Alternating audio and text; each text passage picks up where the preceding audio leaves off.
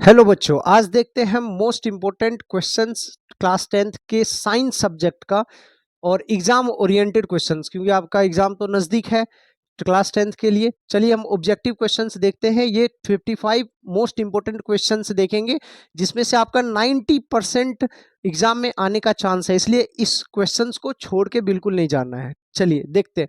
First question है, which colour has the highest wavelength and shortest frequency? किस colour में wavelength highest होता है और फ्रीक्वेंसी शॉर्टेस्ट होता है? तो इसका आंसर क्या हो जाएगा? रेड। रेड जो होता है कलर, उसमें हाईएस्ट वेवलेंथ होता है। चलिए हम देखते हैं। देखिए, विवग्योर, VIBGYOR,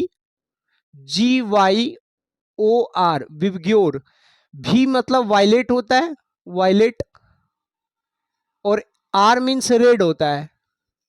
वायलेट कलर जो होता है उसका सबसे लोवेस्ट वेवलेंथ और हाईएस्ट फ्रीक्वेंसी होता है, और जो रेड कलर जैसे जैसे इधर बढ़ते जाते हैं ना, तो वेवलेंथ बढ़ते जाता है और फ्रीक्वेंसी घटते जाता है। तो सबसे ज्यादा जो वेवलेंथ होता है वो रेड कलर का, और सबसे कम फ्रीक्वेंसी जो होता है वो रेड कलर का होता है।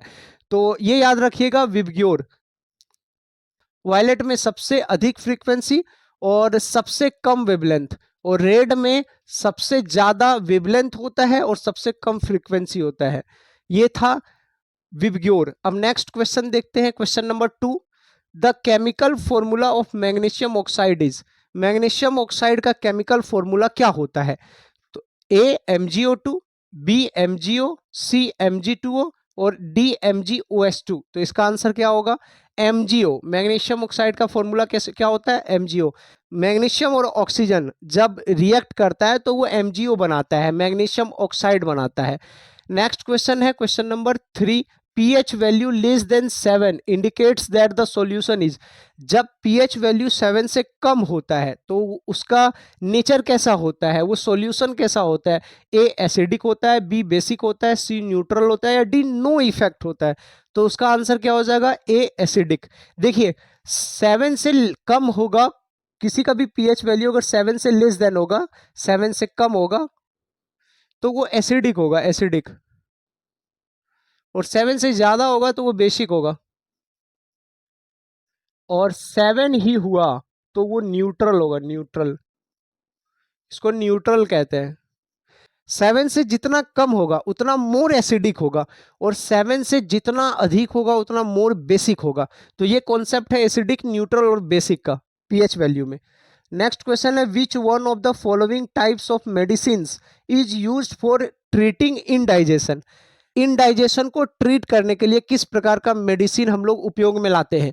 तो फर्स्ट है एनाल्जेसिक, बी नंबर है एंटीबायोटिक, सी नंबर एंटासिड, और D number antiseptic.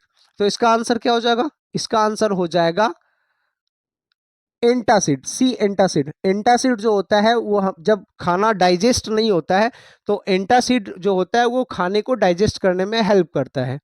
Next question है, which lens is use to correct myopia? Myopia क्या होता है? जब हम नजदीक वाले चीज देख लेते हैं, दूर वाला चीज नहीं देख पाते हैं। इसी बीमारी को, इसी को मायोपिया कहते हैं, ठीक है? तो मायोपिया जिस व्यक्ति को हो जाता है वो कौन से लेंस का उपयोग करके इसे कम करता है? चलिए देखते हैं ऑप्शन को। Option A convex lens, option B concave lens, option C bifocal lens, option D both A and B. तो मायोपिया को ठीक करने के लिए किस लेंस का उपयोग किया जाता है? तो वो लेंस है कॉनकेव लेंस। कॉनकेव लेंस से हम जो है मायोपिया की बीमारी को ठीक कर सकते हैं, जिसमें नजदीक वाला चीज तो दिख जाता है, दूर वाला चीज नहीं दिख पाता है। ज्यादातर स्टूडेंट्स का यही प्रॉब्लम होता है, मायोपिया, इसलिए चश्मे लगते हैं ना। चलिए नेक्स्ट क्वेश्चन देखते हैं, question number 6। The substance not likely to contain CaCO3 is? किस सब्सटेंस में CaCO3 यानी कि कैल्शियम कार्बोनेट नहीं पाया जाता? ये चार ऑप्शन दिया हुआ है। फर्स्ट ऑप्शन है dolomite, second a marble statue, c number calcined gypsum, और डी है सी सेल्स। तो इसका आंसर क्या हो जाएगा? जिप्सम। जिप्सम में कैल्शियम कार्बोनेट थोड़ी होता है, कैल्शियम कार्बोनेट ये तीनों में पाया जाता है, डोलोमाइट में, मार्बल स्टेचू में और सी सेल में कैल्शियम कार्बोनेट पाया जाता है, लेकिन जिप्सम में नहीं होता है। नेक्स्ट क्वेश्चन है question number 7। Which of the following is not attracted by magnet? Magnet से क्या अट्रैक्ट नहीं होता है? चलिए देखते हैं option. Option number A cobalt, B steel, C brass, D nickel. तो इसका आंसर क्या हो जाएगा? Option number C brass. Brass जो होता है वो मैग्नेट से अट्रैक्ट नहीं होता है। नेक्स्ट क्वेश्चन है question number 8, which of the following is responsible for the depletion of the ozone layer. Ozone layer के क्षय का, डिप्लेशन का कौन कारण है, रिस्पॉन्सिबल कौन है उसके पीछे? ए ऑक्सीजन, बी CO2, सी SO2 या डी CFC क्लोरोफ्लोरोकार्बन। तो इसका आंसर हो जाएगा डी CFC क्लोरोफ्लोरोकार्बन। क्लोरोफ्लोरोकार्बन के कारण ही जो है ओजोन लेयर धीरे धीरे क्षतिग्रस्त होता जा रहा है, ठीक है, उसमें दरारें पड़ती जा रही है, इसलिए ये रिस्पॉन्सिबल है ओजोन लेयर के क्षय का। नेक्स्ट क्वेश्चन देखते हैं question number 9, unit of electric power में ऑल्सो बी एक्सप्रेस्ड एज। हम लोग तो जानते हैं पावर का यूनिट वाट होता है, लेकिन पावर का एक और यूनिट होता है, वो क्या होगा? A watt second, b kilowatt hour, c volt ampere, d joule second. तो इसका आंसर क्या हो जाएगा? इसका आंसर हो जाएगा वोल्ट एम्पियर। ये जो होता है इलेक्ट्रिक पावर का यूनिट होता है। चलिए नेक्स्ट क्वेश्चन देखते हैं question number 10, in which part of the human I is the image of an object formed. Human आई के किस पार्ट में इमेज फॉर्म होता है? तो ऑप्शन देखते हैं, ए प्यूपिल, बी आइरिस, सी रेटिना, डी कॉर्निया। तो इसका आंसर क्या हो जाएगा? इसका आंसर हो जाएगा सी रेटिना।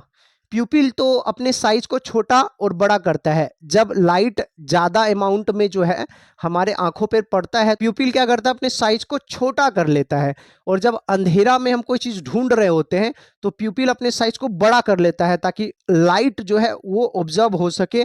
लाइट जब नहीं मिल रहा होता है तो प्यूपिल क्या करता है? अपने साइज को बड़ा कर लेता है। यही लाइट जब बहुत ज्यादा मिल जाए तो प्यूपिल अपने साइज को छोटा कर लेता है। और ये जो आइरिस होता है ये प्यूपिल को कंट्रोल करता है। कॉर्निया जो होता है, हमारी आंखों में जो लाइट एंटर करता है ना, वो कॉर्निया से करता है। एक बात और बता देते हैं, जो कॉर्निया होता है, जब हम लोग आई डोनेट करते हैं ना, तो बेसिकली कॉर्निया को ही डोनेट करते हैं।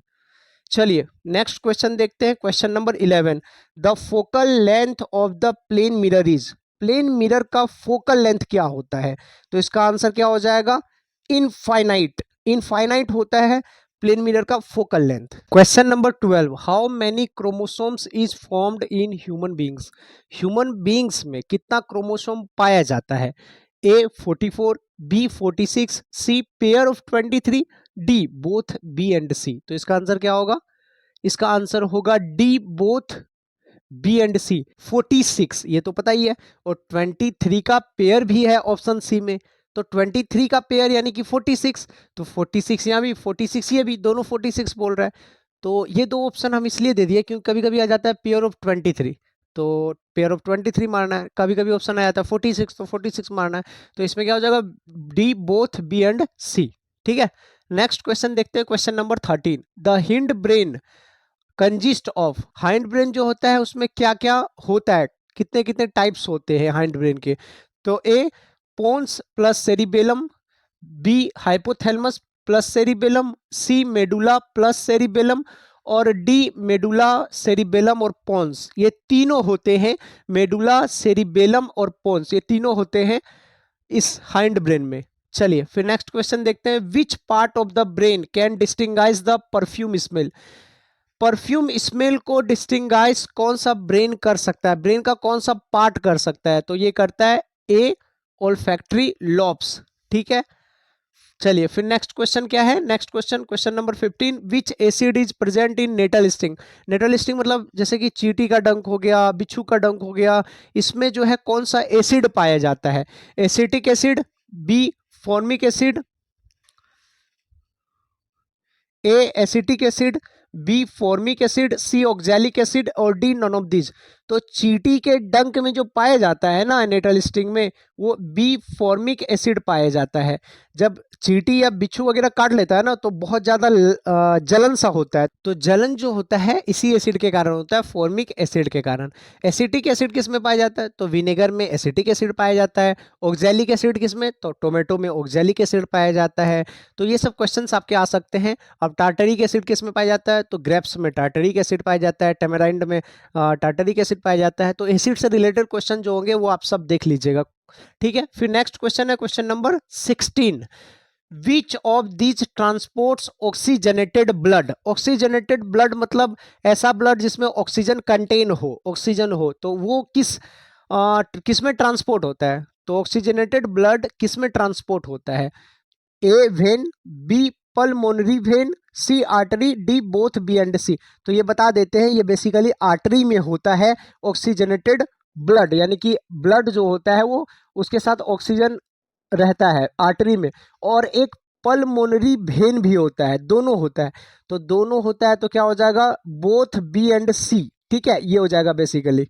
ठीक है, हम ये बताने के लिए आपको लिखे कि ये भी हो सकता है, ये भी हो सकता है। ठीक है, तो याद रखिएगा पल्मोनरी वेन और आर्टरी ये दो में ऑक्सीजनेटेड ब्लड होता है, और वेन और पल्मोनरी आर्टरी इसमें डी ऑक्सीजनेटेड ब्लड होता है, यानी कि ऑक्सीजन उसमें कंटेन नहीं होता है। किसमें ऑक्सीजन नहीं होता है?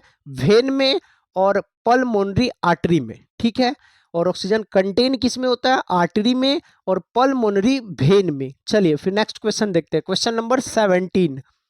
What are the number of covalent bonds present in propane? Propane में कितनी कोवेलेंट बॉन्ड पाई जाती है? तो प्रोपेन में A 10, B 6, C 11, D 8। तो इसका आंसर हो जाएगा A 10। देखिए प्रोपेन क्या होता है? प्रोपेन अल्केन का एक फॉर्म होता है जो 3 कार्बन से मिलकर बना होता है। इसका अल्केन का फॉर्मूला हम जानते हैं CN S2N प्लस 2। ये जो होता है वो अल्केन का फॉर्मूला होता है, उसमें अगर 3 बिठाए तो C3 H 2 इंटू 3 प्लस 2, तो क्या हो जाएगा? C3 H 3 2 जा 6 2 8, C3H8 ये प्रोपेन का फॉर्मूला होता है। तो इसमें कोवेलेंट बॉन्ड कितना होता है? तो देखिए ध्यान से, कार्बन कार्बन कार्बन, 3 कार्बन है और हाइड्रोजन 8 है, ये दे लेंगे 8 हाइड्रोजन।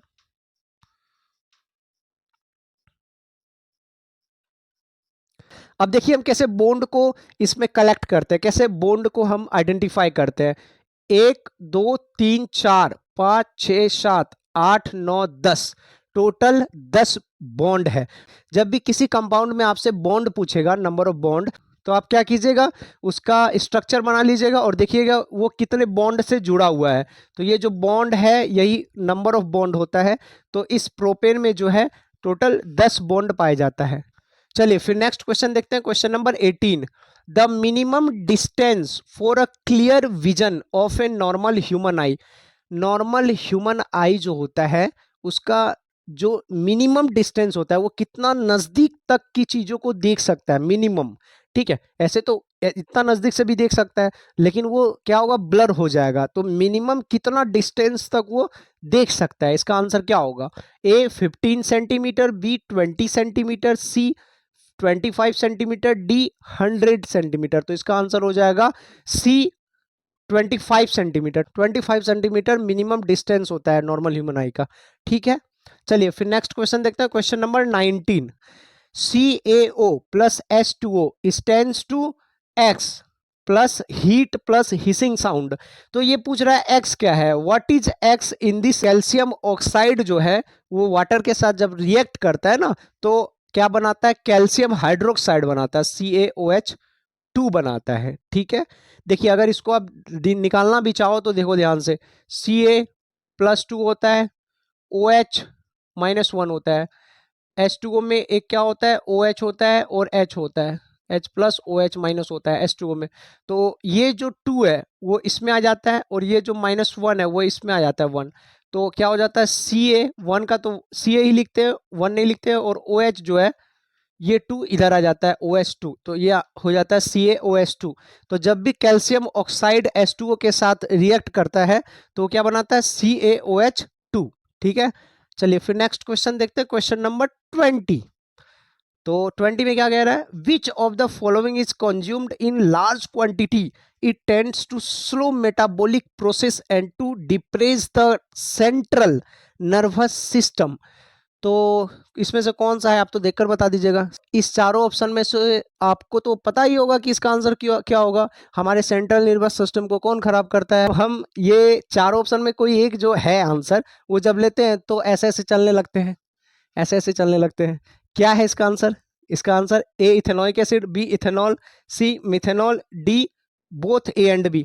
तो चारों ऑप्शन में इसका आंसर क्या हो जाएगा? जिसमें जो टेक करने पर जो है सेंट्रल नर्वस सिस्टम को डिप्रेस कर देता है, तो इसका आंसर हो जाएगा बी इथेनॉल। इथेनॉल यानी कि एक अल्कोहल है ठीक है, जो हम लोग दारू पीते हैं वही इथेनॉल होता है, अल्कोहल। ठीक है, चलिए खैर। चलिए question number 21, the longest fibre on the cell body of a neuron is. क्या होगा इसका आंसर, मतलब सबसे लॉन्गेस्ट फाइबर क्या होता है न्यूरॉन के सेल बॉडी में? ए एक्सोन, बी डेंड्राइट, सी सीध एंड डी साइटोप्लाज्म। इसका आंसर हो जाएगा ए एक्सोन। ठीक है, चलिए फिर नेक्स्ट क्वेश्चन है 22, what is the formula of acetylene. Acetylene का क्या होता है फॉर्मूला? अल्काइन का फॉर्मूला होता है CnH2n-2। हम बताए कि जो एसिटिलीन है उसमें कार्बन 2 होता है, इसमें कार्बन 2 बिठाते हैं हम, C2, N is equal to 2, 2 into 2 -2, तो C2, 2 2 जा 4 में 2 गया, 4 में 2 गया 2, C2H2। ये तो एसिटिलीन का क्या होगा फॉर्मूला? C2H2, ये हो जाएगा सी नंबर। ठीक है, बादलों की दरमिया कुछ यूं साजिश हुई, मेरा घर मिट्टी का था और मेरे घर ही बारिश हुई। चलिए नेक्स्ट क्वेश्चन देखते हैं, question number 23, which plant hormone promotes cell division. Cell division को कौन से प्लांट हार्मोन जो है प्रमोट करती है? तो ए ऑक्सिन, बी जिब्रेलिन, सी एब्सिसिक एसिड और डी साइटोकाइनिन। तो क्या हो जाएगा इसका आंसर? इसका आंसर हो जाएगा डी साइटोकाइनिन। साइटोकाइनिन जो है वो सेल डिवीजन में हेल्प करती है प्लांट को। ठीक है, चलिए फिर next question 24, for rusting of iron the essential requirement is. Iron को रस्ट करने के लिए कौन रिस्पॉन्सिबल है, कौन जिम्मेदार है? तो a air, b water, c open surface of metal, d all of the above. तो आयरन को रस्ट करने के लिए जो है एयर तो है, वाटर भी है और ओपन सरफेस भी है। ठीक है, तो ये तीनों हो जाएगा, यानी कि d all of the above, air water and open surface of metal. Okay, next question है question number 25, a molecule of ammonia has. Ammonia के मॉलिक्यूल में कितना बॉन्ड होता है? A only single bond, b only double bond, c only triple bond और d both A and B. तो ammonia का formula क्या होता है? NH3, NH3। तो कैसे हम इसको करेंगे? N इधर H, H, H। तो बेसिकली जो अमोनिया में जो बॉन्ड होता है वो सिंगल बॉन्ड होता है, सिंगल, सिर्फ सिंगल बॉन्ड ही होता है। तो क्या हो जाएगा इसका answer? A only single bond. ठीक है, चलिए फिर नेक्स्ट क्वेश्चन है question number 26, what are the products obtained by anaerobic respiration in plant. तो कौन सा प्रोडक्ट है जो कि एनारोबिक रेस्पिरेशन में क्या होता है? ऑब्टेन होता है। तो A lactic acid plus energy, B ethanol plus CO2 plus energy, C CO2 plus water plus energy, D none of these. तो इसमें क्या हो जाएगा इसका आंसर? इसका आंसर हो जाएगा B ethanol plus CO2 plus energy, ये आंसर हो जाएगा क्वेश्चन नंबर 26 का। फिर नेक्स्ट क्वेश्चन है 28, an object at a distance of 10 centimetre is moved towards the pole of convex mirror, the nature of the image will be.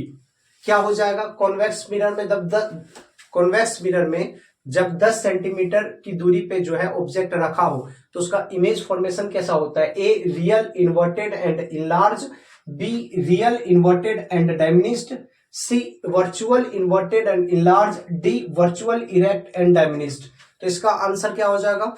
तो इसका answer हो जाएगा virtual erect and diminished, d number. देखिए कैसे बनता है, ये हो गया, ये कौन सा मिरर है? कॉन्वेक्स। नहीं, अभी ये मिरर है ही नहीं। जब तक हम कलर नहीं करेंगे तब तक मिरर होगा ही नहीं। पीछे कलर किया गया है इसका, ये धसे हुए भाग पे, और जो उभरा हुआ भाग है वो क्या है? प्लेन है। ठीक है, जिसमें हम मिरर में देखते हैं। तो ये हो गया कॉन्वेक्स मिरर, और ये क्या हो गया? ये हो गया प्रिंसिपल एक्सिस। ठीक है, और यहाँ पे क्या होता है? यहाँ पे पोल होता है, यहाँ पे फोकस होता है, और यहाँ सेंटर ऑफ कर्वेचर होता है। यही होता है कॉन्वेक्स मिरर। अगर पोल के 10 सेंटीमीटर की दूरी पे अगर कोई ऑब्जेक्ट रखा हुआ है, ठीक है, तो इमेज फॉर्मेशन कैसे होता है चलिए देखते हैं। सबसे पहले ये ऐसे जाएगा प्रिंसिपल एक्सिस के पैरेलल। जब पैरेलल जाता है तो उसका गुण होता है कि ये जो है फोकस से होकर गुजरेगा, और डॉटेड लाइन में क्योंकि हम मान लेते हैं कि ये गुजरता है और ये ऐसे रिफ्लेक्ट होता है, तो हम मान लेते हैं ये पीछे की तरफ फोकस पे टकराएगा। ठीक है, और जब ये पोल पर जाता है तो पोल पर ही वापस आता है, तो हम मान लेते हैं ये लाइन जो है पीछे की तरफ ऐसे जाएगा, तो यहाँ पे बन रहा है मेरा इमेज, ठीक है। तो ये जो इमेज सीधा है यानी कि क्या है, इरेक्ट है, वर्चुअल है, ठीक है, वर्चुअल है, और प्लस क्या है, डायमिनिस्ट है। ये जो ऑब्जेक्ट है ऑब्जेक्ट से छोटा है ये इमेज, ठीक है। ये था कॉन्वेक्स मिरर में, जब पोल से कुछ डिस्टेंस पे अगर ऑब्जेक्ट को रखा जाए तो यही होता है, क्या होता है, virtual, erect and diminished image form होता है, ठीक है। चलिए फिर नेक्स्ट क्वेश्चन देखते हैं, question number 29। In which of the following parts of alimentary canal food is finally digested. देखिए डाइजेशन जो है प्रक्रिया धीरे धीरे स्टार्ट होती है, स्टार्ट तो माउथ से होती है, तो फिर माउथ से स्टार्ट होती है तो कहां पे एंड होती है डाइजेशन, ठीक है। वही बोल रहा है किस एलिमेंट्री कैनाल में फूड जो है फाइनली डाइजेस्ट हो जाता है। तो ये क्या हो जाएगा, स्मॉल इंटेस्टाइन, ठीक है। ए स्टोमक, बी क्या था, स्मॉल इंटेस्टाइन, सी लार्ज इंटेस्टाइन, और डी माउथ। माउथ से तो स्टार्ट होता है तो इसका एंड कहां होता है, स्मॉल इंटेस्टाइन, ठीक है। वहां फाइनली हमारा जो फूड है वो डाइजेस्ट हो जाता है। चलिए फिर नेक्स्ट क्वेश्चन है question number 30। Which of the following is a non biodegradable substance. Non biodegradable substance कौन है, जिसको डिकम्पोज नहीं कर सकते हम, नष्ट नहीं कर सकते हैं, ठीक है। क्ले, क्ले तो नष्ट हो सकता है, मिट्टी में, मिट्टी है, मिट्टी में मिल जाएगा। उसके बाद पेपर, पेपर भी नष्ट हो सकता है, ठीक है। कुछ दिन के बाद पेपर भी मिट्टी में कन्वर्ट हो जाता है। प्लास्टिक्स, प्लास्टिक्स जो है वो क्या होता है, डिकम्पोज नहीं होता है, वही होता है नॉन बायोडिग्रेडेबल सब्सटेंस, प्लास्टिक, ठीक है। प्लांट्स भी तो डिकम्पोज हो जाता है, वो भी मिट्टी में मिल जाता है। चलिए फिर नेक्स्ट क्वेश्चन क्या है, अगला क्वेश्चन है 31। The functional unit of environment is. Environment का जो फंक्शनल यूनिट होता है वो क्या होता है, A oxygen, B CO2, C ozone and D ecosystem. तो इसका आंसर हो जाएगा डी इकोसिस्टम, ठीक है।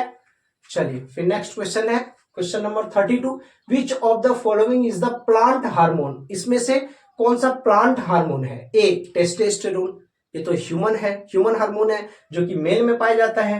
बी इंसुलिन, इंसुलिन ये भी ह्यूमन में पाया जाता है, ठीक है, ह्यूमन में इंसुलिन पाया जाता है। सी थायरोक्सिन, थायरोक्सिन भी ह्यूमन में पाया जाता है। तो डी जिब्रेलिन, जिब्रेलिन जो है वो प्लांट हार्मोन है, ये सिर्फ प्लांट में पाया जाता है, ठीक है। तो डी आंसर हो जाएगा जिब्रेलिन, ठीक। फिर नेक्स्ट क्वेश्चन है 33। विच gland is called master gland of human body. Human body का जो मास्टर ग्लैंड है किसे कहा जाता है, तो ए लीवर, बी थायराइड ग्लैंड, सी पिट्यूटरी ग्लैंड, डी हाइपोथैलेमस। तो इसका आंसर क्या हो जाएगा, सी पिट्यूटरी ग्लैंड, जिसको मास्टर ग्लैंड कहते हैं, और पिट्यूटरी का एक नाम पियूस ग्लैंड भी होता है, ठीक है। ए लीवर तो हमारा लार्जेस्ट ग्लैंड है, हमारी बॉडी का लार्जेस्ट ग्लैंड क्या है, लीवर, ठीक है। बादलों की दरमियां कुछ यूं साजिश हुई, मेरा घर मिट्टी का था और मेरे घर ही बारिश हुई। चलिए नेक्स्ट क्वेश्चन देखते हैं, question number 34। What is SI unit of power of a lens. Power of a lens का एसआई यूनिट क्या होता है, a metre, b dioptre, c watt, d none of this. तो इसका आंसर क्या हो जाएगा, बी डायोप्टर। डायोप्टर जो होता है पावर ऑफ ए लेंस का यूनिट होता है, ठीक है, एसआई यूनिट। नेक्स्ट क्वेश्चन है 35। A plane mirror produces a magnification of. जो प्लेन मिरर है वो मैग्निफिकेशन जो है वो कितना प्रोड्यूस करता है, A 0, B -1, C +1, D between 0 and +1। तो मैग्निफिकेशन किसको कहते हैं, मैग्निफिकेशन मतलब होता है कि size of the image by size of the object. क्या होता है, magnification is equal to size of image by size of object, यही होता है मैग्निफिकेशन। और हमें पता है कि जो मैग्निफिकेशन होता है size of image by size of object होता है, और हमें पता है कि जो प्लेन मिरर में होता है वो इमेज और ऑब्जेक्ट दोनों का साइज बराबर होता है, इक्वल होता है। तो अगर इमेज और ऑब्जेक्ट इक्वल होगा तो दोनों कट जाएगा और क्या आ जाएगा, 1, यानी कि +1। इसमें नेगेटिव तो होता ही नहीं है, +1। तो a plane mirror produces a magnification of, तो क्या हो जाएगा, +1, ठीक है, क्योंकि प्लेन मिरर में इमेज का साइज और ऑब्जेक्ट का साइज तो इक्वल होता है, ठीक है। नेक्स्ट क्वेश्चन देखते हैं, question number 36। When light ray goes air to water it bend. मतलब जो लाइट रे है वो एयर से वाटर की ओर जाता है, तो वो बेंड कैसे होता है? A away from normal, b towards normal, c no bending, या डी नन ऑफ दिस। तो क्या हो जाएगा, देखिए एयर जो होता है वो होता है रेयर मीडियम, और जो वाटर होता है वो एयर के कंपेयर में ये डेंस होता है, डेंसर मीडियम। तो जब कोई लाइट रे रेयर मीडियम से डेंसर मीडियम जाती है तो वो नॉर्मल की तरफ क्या होती है, टुवर्ड्स जाती है, नॉर्मल की तरफ जाती है, ठीक है। और जब कोई डेंसर मीडियम से रेयर मीडियम जाती है तो वो अवे फ्रॉम नॉर्मल जाती है, ठीक है। तो यहाँ पे एयर से वाटर जा रही है, एयर क्या है, रेयर मीडियम, वाटर क्या है, डेंसर मीडियम, तो रेयर मीडियम से डेंसर जा रही है, तो ये क्या हो जाएगा, टुवर्ड्स नॉर्मल, नॉर्मल की तरफ, ठीक है। यही अगर डेंसर से रेयर रहता तो फिर हो जाता अवे फ्रॉम नॉर्मल, ठीक है। अगर रहता कि वाटर से एयर की तरफ जा रही है तो हो जाएगा अवे फ्रॉम नॉर्मल, ठीक है, नॉर्मल से दूर, अभिलंब से दूर। और इसमें एयर से वाटर जा रहा है तो ये अभिलंब की ओर जाएगा, ठीक है, लाइट रे। Question number 37, which of these is not an excretory product in plant? Plant में जो है एक्सक्रेटरी प्रोडक्ट कौन सा नहीं है, ठीक है। तो oxygen, b carbon dioxide, d resin, c urea, ये सब तो ये ए बी एंड डी ये तो प्लांट्स में तो पाया जाता है, लेकिन यूरिया, यूरिया जो है प्लांट्स में नहीं पाया जाता है, ये एक्सक्रेटरी प्रोडक्ट नहीं है प्लांट में, तो इसका आंसर हो जाएगा सी यूरिया, ठीक है। तो नेक्स्ट क्वेश्चन है question number 38, what is the atomic number of argon? Argon का एटॉमिक नंबर क्या होता है? ए 16, बी 17, सी 18 और डी 19। तो आर्गन का कितना होता है? सी 18, ठीक है। तो मिनिमम 30 तक तो हमको एटॉमिक नंबर याद रखना चाहिए, क्योंकि कभी भी पूछ देता है कि इसका एटॉमिक नंबर क्या होता है, जैसे अभी आर्गन का पूछ दिया, कभी कैल्शियम का पूछ देगा, तो 30 तक मिनिमम रखना ही चाहिए, ठीक है। नेक्स्ट क्वेश्चन है question number 39, what is the function of kidney in human body? Kidney का क्या फंक्शन होता है हमारे बॉडी में? ए न्यूट्रिशन, न्यूट्रिशन का तो होता ही नहीं है, बी एक्सक्रेशन, सी रेस्पिरेशन, डी ट्रांसपोर्टेशन। तो इसका आंसर क्या हो जाएगा? बी एक्सक्रेशन, ठीक है। ये हो जाएगा किडनी का फंक्शन हमारे बॉडी में, ठीक है। नेक्स्ट क्वेश्चन है question number 40, which of the following determines the sex of a child? Child का कैसे सेक्स पता करते हो कि वो मेल है या फीमेल है, तो कैसे पता करते हैं? तो a the length of mother's pregnancy, b time between ovulation and copulation, c the presence of X chromosomes in ovum, या फिर d the presence of Y chromosome in sperm. तो याद रखिएगा जो मेल में होता है, मेल में ये एक्स वाई होता है, और फीमेल में एक्स एक्स क्रोमोसोम होता है। तो जब एक्स जो है वो एक्स से मिलता है तो एक्स एक्स इससे जो है डाउटर होती है, और जब y जो है वो x से मिलता है तो एक्स वाई क्रोमोसोम बनता है, इससे सन होता है। तो इसका जो चाइल्ड का जो सेक्स है कि वो डाउटर है या सन है, ये पता चलेगा इसी y क्रोमोसोम से। अगर y मिला तो फिर वो सन हो जाएगा, y नहीं मिला तो वो क्या हो जाएगा? डाउटर हो जाएगा। तो इसका आंसर क्या हो जाएगा? Option number D, the presence of y chromosome in sperm. Next question है क्वेश्चन नंबर 41, ओजोन होल में कॉज, ओजोन में जो होल हो रहा है ना उसके पीछे क्या क्या इफेक्ट होता है? ए म्यूटेशन, बी ग्लोबल वार्मिंग, सी स्किन कैंसर, और डी ऑल ऑफ दिस। तो इसका आंसर हो जाएगा डी ऑल ऑफ दिस, ठीक है। अब क्वेश्चन नंबर 42 देखते हैं।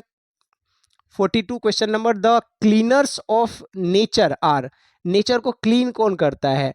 तो वो कार्निवोरस करता है, बी हर्बीवोरस करता है, सी प्रोड्यूसर्स करता है, डी डिकम्पोजर्स करता है। तो क्या हो जाएगा इसका आंसर? डी डिकम्पोजर्स, ठीक है।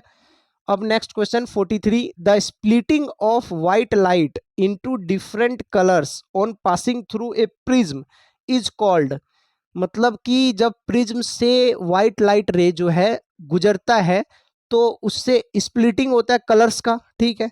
तो इसको क्या कहते हैं? तो रिफ्लेक्शन कहते हैं, या फिर रिफ्रैक्शन कहते हैं, या डिस्पर्जन कहते हैं, या डेविएशन कहते हैं। तो इसको कहते हैं डिस्पर्जन, डिस्पर्जन ऑफ लाइट, ठीक है, जब वो 7 कलर्स में डिवाइड हो जाता है। हम विबग्योर पढ़ाए थे, वी से वायलेट, आई से इंडिगो, बी से ब्लू, जी से ग्रीन, वाई से येलो, ओ से ऑरेंज, आर से रेड, ठीक है। विबग्योर आता है लाइट रे जो 7 कलर्स में बढ़ जाता है, उसके बंडल को स्पेक्ट्रम कहा जाता है, और उस इंसिडेंट को डिस्पर्जन ऑफ लाइट कहते हैं, डिस्पर्जन।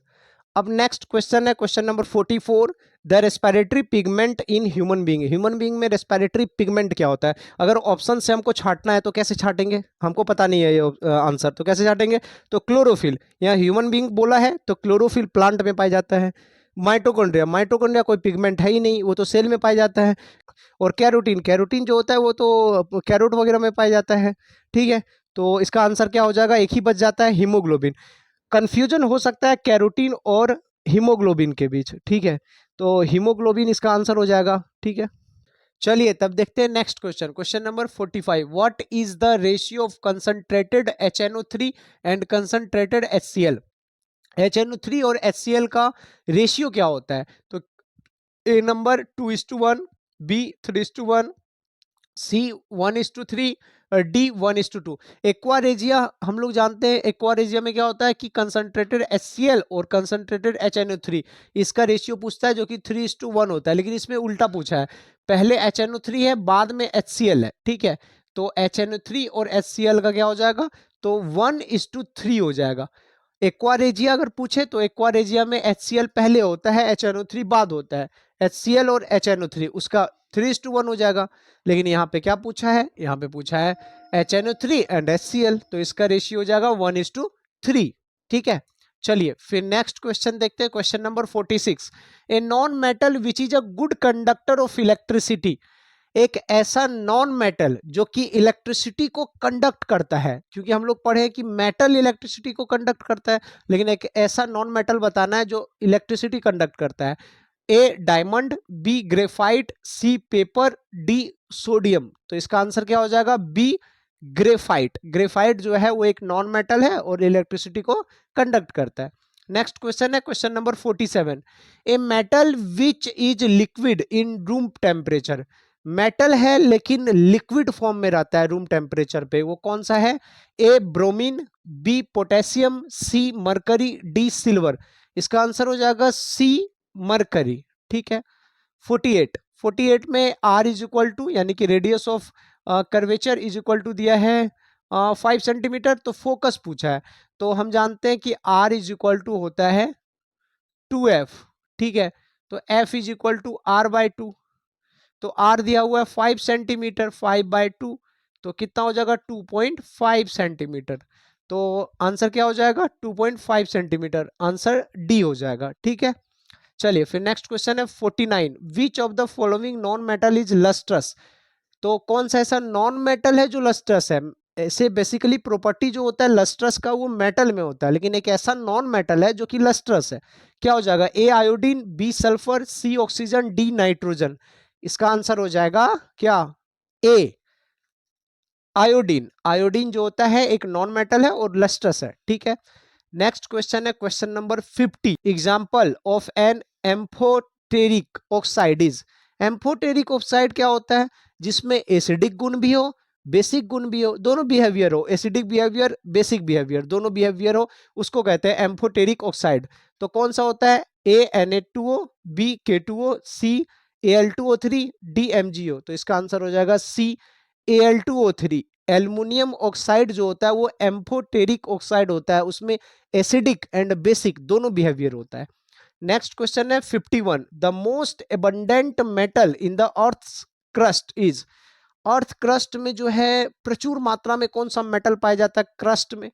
ठीक है, अर्थ का 3 पार्ट है, क्रस्ट, मेंटल, कोर, पता है। तो क्रस्ट सबसे ऊपर वाला लेयर होता है, तो इसमें मेटल जो पाया जाता है सबसे अधिक कौन सा पाया जाता है? A iron, b aluminium, c calcium, d sodium.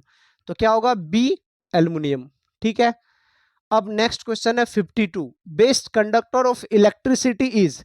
Electricity का बेस्ट कंडक्टर जो मेटल है वो बताना है कौन सा? ए गोल्ड, बी प्लेटिनम, सी सिल्वर, डी कॉपर। तो इसका आंसर हो जाएगा सी सिल्वर। सिल्वर जो होता है बेस्ट कंडक्टर ऑफ इलेक्ट्रिसिटी होता है, ठीक है। अब नेक्स्ट क्वेश्चन 53 में कह रहा है the ratio of pure tall plants to pure short plants in F2 generation will be. तो जो टॉल प्लांट्स होता है, जो मेंडल वाला एक्सपेरिमेंट है उससे पूछा गया है कि जो टॉल प्लांट है और जो शॉर्ट प्लांट है F2 जनरेशन में, तो उसका रेशियो क्या होगा। तो उसका रेशियो हो जाएगा C 1:1, ये रेशियो हो जाएगा। अब देखिए next, the poorest conductor of heat among metals is, metals के बीच जो सबसे कम हीट को कंडक्ट करता है, ठीक है, पुअरेस्ट कंडक्टर है, तो उसको क्या कहते हैं। A lead, b mercury, c calcium, d sodium. तो इसका आंसर हो जाएगा ए लेड। लेड जो होता है वो पुअरेस्ट कंडक्टर होता है हीट का, ठीक है। अब नेक्स्ट एंड लास्ट क्वेश्चन 55, इस सीरीज का लास्ट क्वेश्चन 55 में कह रहा है what is net resistance in this diagram. ये डायग्राम है एक 2 ओम का, एक 2 ओम का, इसमें नेट रेजिस्टेंस कितना है। तो हम देखेंगे सबसे पहले ये पैरेलल है या सीरीज में है। ये तो पैरेलल है, एक इस लाइन में एक नीचे वाला लाइन में, ये दोनों जो है पैरेलल है। और हमें पता है जो पैरेलल रेजिस्टेंस निकालते हैं तो 1/R is equal to 1/R1 plus 1/R2 निकालते हैं। तो क्या हो जाएगा 1/R, 2 ओम है, 1/2, सॉरी इसमें इक्वल होगा 1/2 प्लस 1/2, तो क्या हो जाएगा 1/R इज इक्वल टू 1/2 1/2 1 हो जाएगा। तो R क्रॉस मल्टीप्लीकेशन होगा, इससे R इज इक्वल टू 1। तो 1 ओम निकल गया हमारा नेट रेसिस्टेंस। ये निकला इस पैरेलल में जो था रेसिस्टेंस, उसका नेट रेसिस्टेंस निकला 1 ओम। तो इसका आंसर क्या हो जाएगा, A 2 Om, B 4 Om, C 1 Om, D 8 ओम। तो इसका आंसर हो जाएगा C 1 ओम। तो ऐसे ही निकालेंगे, अगर पैरेलल में कोई दिया रहे रेसिस्टेंस तो उसका नेट रेजिस्टेंस इसी फॉर्मूला से निकालेंगे। और अगर सीरीज में दिया रहे तो बहुत इजी है, R is equal to R1 plus R2 होता है, dot dot dot R plus R3 plus R4 कर देंगे, हो जाएगा पूरा। तो यहाँ पे खत्म होता है हमारा साइंस का ऑब्जेक्टिव क्वेश्चंस, जो कि मोस्ट एग्जाम ओरिएंटेड है। इसे पढ़कर आपको जरूर जाना है, क्योंकि ये एग्जाम में आने की पॉसिबिलिटी बहुत ज़्यादा है, इसलिए इसको पढ़ के जाना है। और आप कमेंट में जरूर बताइएगा कि आप कितना क्वेश्चन सही कर पाए। इसमें 55 टोटल क्वेश्चन था, उसमें आप कितना सही कर पाए। फिर नेक्स्ट टाइम मिलते हैं। जय हिंद।